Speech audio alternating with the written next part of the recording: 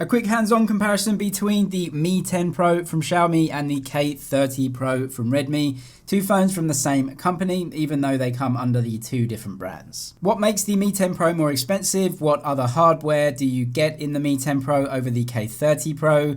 And where does the K30 Pro leave out some specs or some hardware to give it that cheaper price? They both have Super AMOLED displays and they come in at exactly the same size at 6.7 inches. They both have a full HD resolution, they both have HDR10, they're both very good looking. The biggest difference is that the Mi 10 Pro uses this curved display, whereas it's kept flat on the K30 Pro. The Mi 10 Pro also adds that cutout camera up at the top left, whereas the K30 Pro has a completely bezel-less display and it puts the camera in that pop-up. The other biggest difference between the screens is the 90Hz refresh rate on the Mi 10 and Mi 10 Pro. So both the Mi 10 and Mi 10 Pro have that high refresh rate, whereas in the K30 series, so the K30 Pro Zoom Edition, all of those Pro phones do not have any high refresh rate, they stick to 60Hz. Just from a hardware point of view, the curved 90Hz display on the Mi 10 series phones is very much more expensive for Xiaomi to implement than a flat display.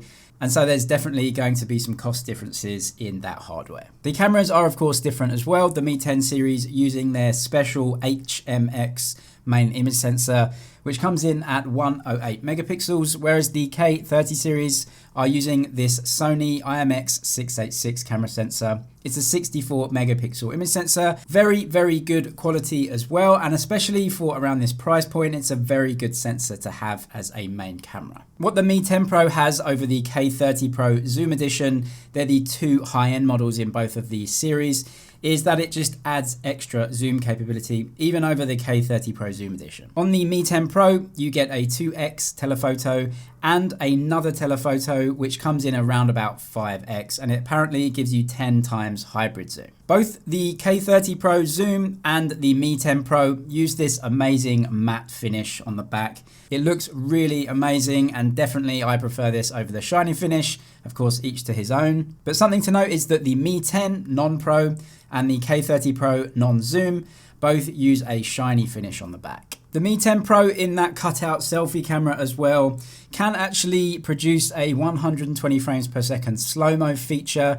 It goes down to 720p, but it is there. You don't get that feature on any of the K30 Pro phones. All of the four phones in this setup, the K30 Pro, the Pro Zoom Edition, the Mi 10 and the Mi 10 Pro, all are using the Snapdragon 865 chipset. They do all use LPDDR5 RAM as well, which is the best RAM, apart from the very cheapest Redmi K30 Pro that uses last generation RAM and storage options to give you that headline low price of 2,999 RMB in China. However, all of the other options in the K30 Pro series and the Zoom Edition phones all use the very latest internals, including UFS 3.1 storage, which is the very latest version and is actually a slight bump up from the storage used in the Mi 10 phones, which is UFS 3.0. These are very small differences all around, and the day-to-day usage of a phone, you're probably not going to notice too much difference. The Redmi K30 Pro phones also carry a bigger battery than the Mi 10 phones at 4,700 milliamp hours, whereas the Mi 10 Pro is coming in at 4,500. Redmi said that they made a choice between the 90Hz display and 200 milliamp hours extra battery life,